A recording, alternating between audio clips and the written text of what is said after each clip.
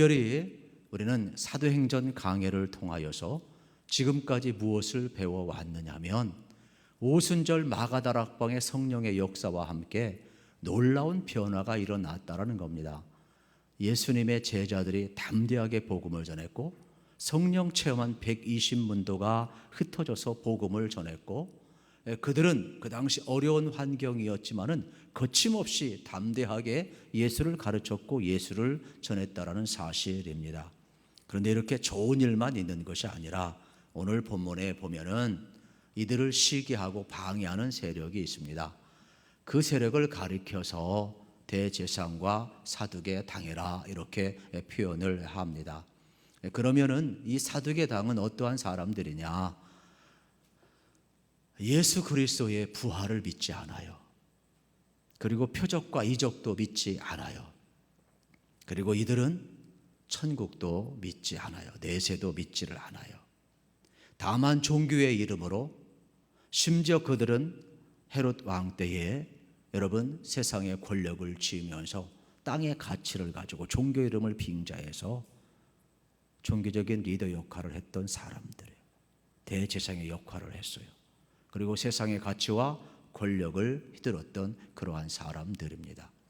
그런데 자기가 지적으로도 뛰어나고 권력적으로도 뛰어나고 종교적으로도 높은 위치에 있는데 배우지도 못한 것들이 갑자기 나타나서 예수를 전해요.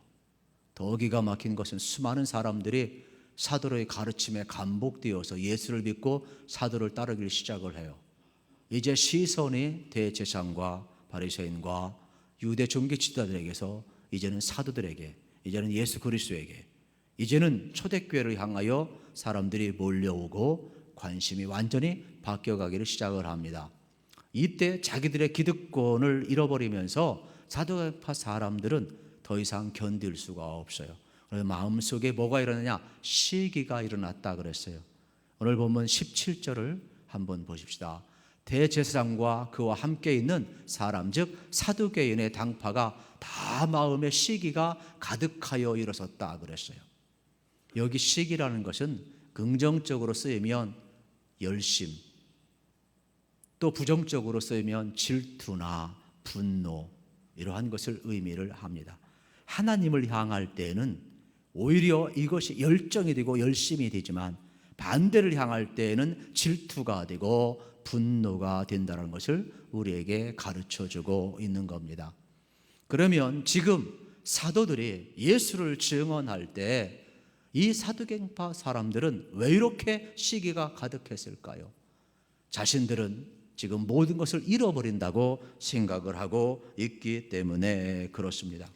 실질적으로 적어도 여러분 하나님을 알고 하나님을 믿는 종교인이라면 하나님의 나라가 확장되는 것을 좋아해야 돼요. 사도들이 복음을 전하는 것을 좋아해야 돼요. 그러나 사두개파 사람들은 좋아하지 않습니다. 오히려 시기하고 사도들과 예수를 가르치고 전하는 이러한 초대교회 믿음의 사람들을 공권력을 동원해서 가두어 버립니다. 그래서 18절에 보면 자신들의 힘을 이용해서 사도들을 가두어 놓고 있음을 발견하게 됩니다. 그들은 생각을 했습니다. 사도를 잡아다가 가두면 다 끝나리라 생각을 했습니다. 마치 예수님을 십자가에 못 박으면 더 이상 아무 문제가 없고 자기들 세상이라 생각을 했습니다. 똑같이 물리력으로 사도들의 몸만 가둬 놓으면 끝난다 생각을 했습니다. 그래서 그들은 쉽게 자기의 고난을 막 사용을 하는 것입니다. 그런데 그들의 몸은 가둘지 모르지만 그들의 영혼은 가둘 수 없었고, 여러분 고난이 와도 결코 그들은 예수를 가르치고 전도하기를 쉬지 않았다라는 사실이 되겠습니다. 사두개인들은 자기의 유익과 이익에만 관심이 있었습니다. 하나님의 나라에 관심이 없었습니다. 진리에 관심이 없어요. 종교를 이용할 뿐이고 밥벌이로 사용할 뿐이고 권력 누리는 도구로 사용할 뿐이고, 오히려 이들은 사도들이 복음을 전할 때 많은 사람들이 몰려드니까 위기의식만 느껴서 어떻게 하면 사도를 없애버릴까, 여기에만 관심이 있는 거예요. 하지만 예수 그리스도의 부활을 전하는 사도들은 어떠한 핍박에도 굴하지 않습니다. 잡아서 감옥에 가두어도, 경고를 해도, 매를 때려도, 창피를 주어도, 왕따를 시켜도, 제사를 빼앗아가도, 고문을 해도 오히려 이렇게 이야기합니다. 너희 말 듣는 것이 옳은가? 하나님 말 듣는 것이 옳은가? 우리는 하나님 말씀을 듣고 순종하지 아니할 수 없다 하면서 복음을 전하고 있는 것입니다. 그러니까 또다시 18절에 유대 지도자들은 다시금 사도를 잡아서 옥에 가두었다 그랬습니다. 여기서 옥이라는 것은 여러분 성전 안에 있는 지하실을 의미합니다. 성전 안에 여러분 예수 믿는 사람들을 가두어놨다. 솔로몬 행각에서 이미 12절에서 사도들이 복음을 증언하고 있는데 성전 한복판에서 잡아서 지하실에 가두어 놓았다 이 말이에요. 그리고 협박하는 거예요. 다시는 이곳에서 예수를 전하지 말라, 예수를 가르치지 말라, 그 이름 듣기 싫다, 막 매질을 하고 협박을 하고 회유를 하고 있는 장면을 우리는 보게 되는 것입니다. 여러분, 이러한 상황 속에서 사도들은 어떻게 했습니까? 굴복했습니까? 아니에요. 복음의 싹을 자르려고 하는 이러한 세력 앞에 결코 사도들은 비굴하지 않았고 결코 꺾이지 않았고 그들은 고난의 길을 기꺼이 받아들이고 걸어가고 있다라는 사실입니다. 오늘 우리의 문제는 예수를 버릴 것인가 세상을 택할 것인가? 우리는 쉽게 예수를 버립니다. 그러나 초대교인들은 세상을 여러분 등지는 한에 있어도 예수를 버리지 않으려고 엄청 애를 썼다는 사실입니다.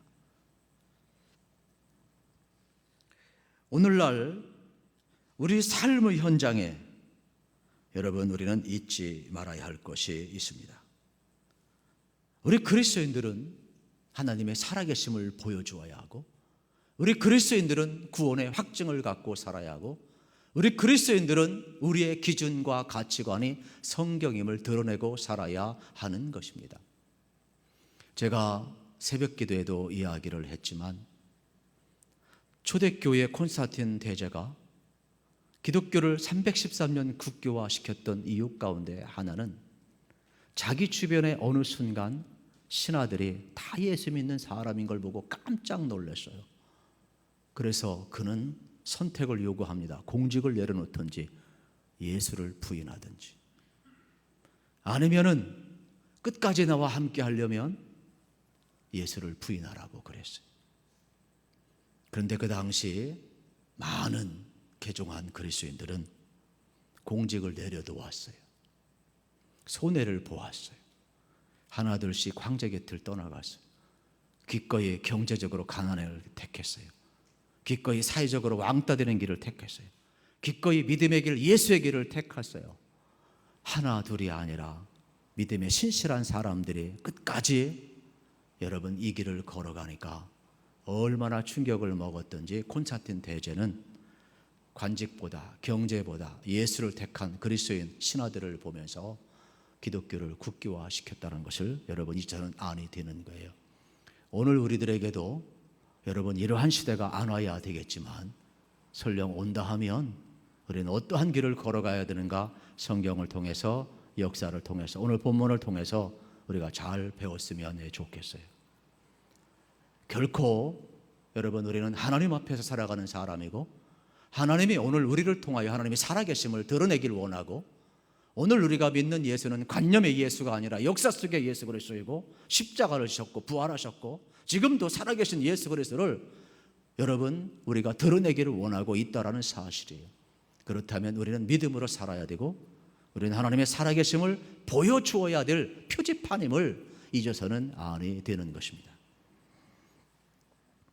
오늘 세상이 아무리 여러분 기독교를 제약하고 우리를 힘들게 한다 할지라도 우리는 잊지 말아야 합니다. 무엇이 진리이고 우리가 하나님 편에 서서 살아가는 것이 얼마나 귀한 것인가를 또 하나님을 영화롭게 하는 것이 무엇인가를 우리는 잊어서는 결코 아니 되는 것입니다.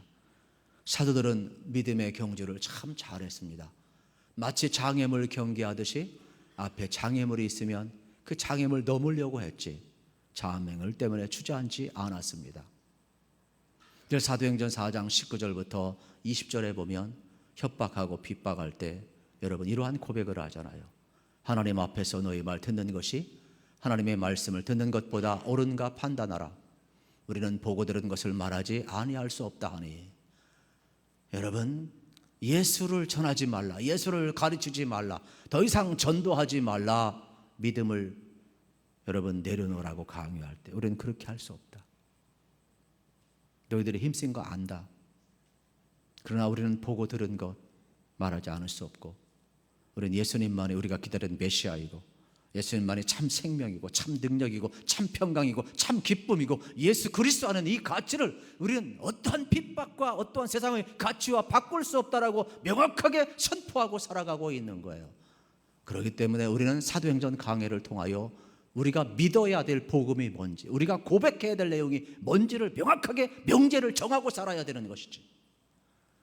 만약에 설교를 들었는데도 명제를 정하지 않는다, 내 가슴속에 잘 박힌 것처럼 이 말씀이 바뀌어지지 않는다, 그러면 그냥 평범하게 살 수밖에 없어요. 우리 하나님 드러내고 믿음으로 살고 영광을 돌려야 하는데, 그래서 우리는 이 하나님의 말씀 앞에 직면할 필요가 있다라는 사실이에요. 오늘 세상 속에 우리가 살아가면서 지금 사두개 앞에 어떻게 보면은 이 사도들이 서 있는데, 여러분 사두개인들 얼마나 권력이 셉니까? 이들과 싸워서 이길 수가 없어요. 사도를 믿는 사람을 가두어 두는데요, 복음 전하지 말라 그래도 전했거든요. 이길 수가 없어요. 마치 계란으로 바위치기 똑같아요. 권력 앞에 좌절 한두 번 한 게 아니에요. 어느 누가 고난을 좋아하겠어요. 그런데도 사도들은 이러한 협박 앞에 굴하지 않았다는 사실이에요. 때로는 너무나 힘들어서 하나님이 왜 침묵하실까? 왜 주님 재림한다고 하는데 오지 않을까? 그들은 많은 의심도 했을 거예요. 그럴 때마다 오늘 본문에 보니까 하나님은 초자연적인 방법으로 개입을 하시네요. 밤에 이들을 찾아오시네요. 그리고 갇혀있는 이 사도들을 주의 사자를 통하여서 건져내시네요. 아마 적어도 여러분 지하 감옥은 문이 닫혀 있었을 겁니다. 그리고 적어도 가두었다면 거기에 경비병이 있었을 것입니다. 그런데 지도새도 모르게 성경에 보면은, 오늘 본문에 보면은 나와요. 감옥에서 주의 사자 인도하에 사도들이 갇혔던 사람들이 여러분 문도 통과하고 경비병도 알지 못하게 나와요. 그들은 더 놀라운 일을 경험해요. 이러한 초자연적인 것을 경험한 것뿐만 아니라 주의 사자가 이렇게 이야기합니다. 가서 여러분 뭐라고 이야기합니까? 성전에 서서 이 생명의 말씀을 다 백성에게 말하는 거. 아니 적어도 감옥에서 건져냈으면 안전한 곳에 가서 숨어 있으라 이야기를 해야 하지 않습니까? 좀 평안히 쉬게 해야 되지 않습니까? 잠시 좀 소나기를 펴야 되지 않겠습니까? 그런데 그렇지 않아요. 가서 성전에 서서 담대하게 생명의 말씀을 전파하라는 거예요. 이적을 보여주고 감옥에서 건져낸 것은 그리스도인으로 하여금 단순히 평안하고 안전케 살기 위함이 아니라 교회가 끊임없이 복음을 전해야 하는데, 교회 사명을 감당해야 하는데, 교회 사명이 중단될까 봐 하나님은 개입하셔서 어떠한 경우에도 교회 사명은 중단돼서는 안 된다는 것을 보여주고 있는 거예요. 성도의 사명도 마찬가지예요. 우리가 예수 잘 믿는 것은 우리가 마음이 평안하고 육신이 잘 되면 그건 하나님의 은혜이지만, 설령 그렇지 않는다 할지라도 여러분 가서 복음을 전하라 이 말이에요. 그러면 하나님이 이끌어준다는 것을 잊지 말아야 될 것은 뭐냐?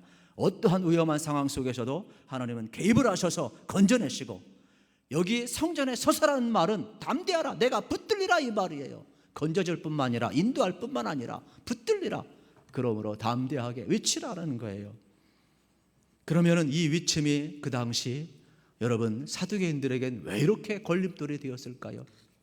우리가 잘 아는 것처럼 예수님이 십자가에 못 박을 때 빌라도는 얼마나 두려웠던지 손을 씻으면서 나는 아무 상관이 없다고 막 그랬잖아요.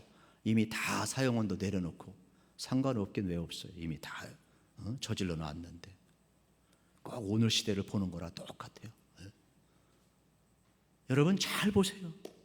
그때 뭐라고 소리쳤습니까? 사두개인들이 예수를 십자가에 못 박고 그 핏값을 우리와 우리 자손들에게 돌리라. 우리가 저주를 받겠다 그랬어요.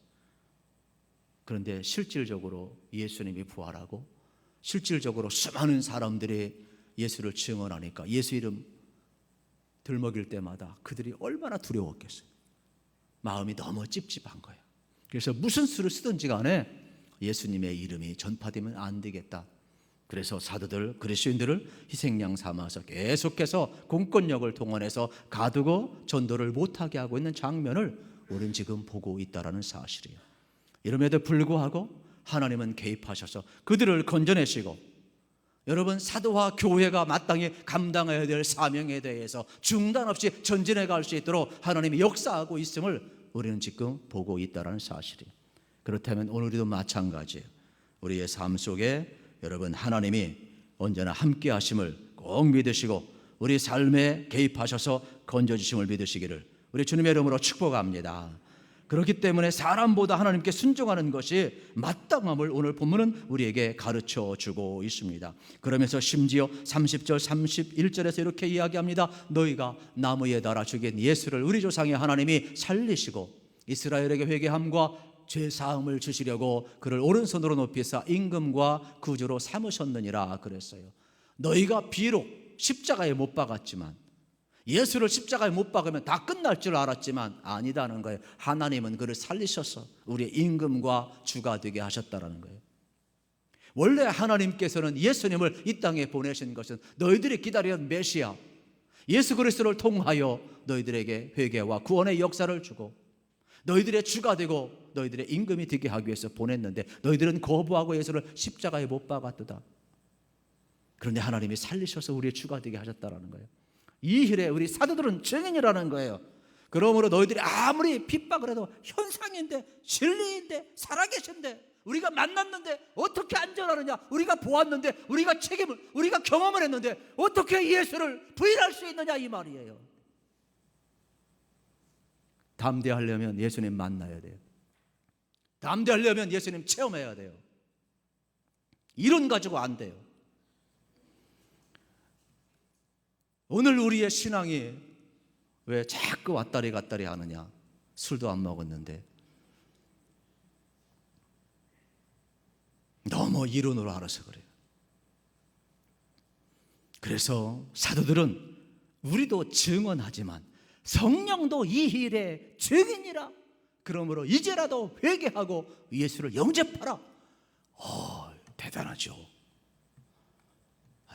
여러분들이 이게 얼마나 대단한지 상상을 못하는 것 같아요.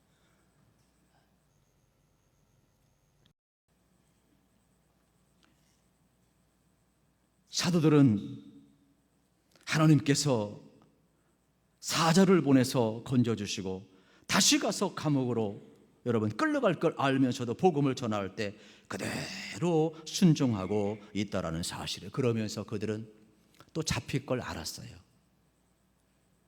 그런데 고난을 두려워하지 않고 능력받는 것을 기뻐하였더라. 오늘 그리스도인들이 신실하고 순결한 것도 중요하지만 고난 받을 준비를 하면 더 참 좋겠다 그런 생각을 해요.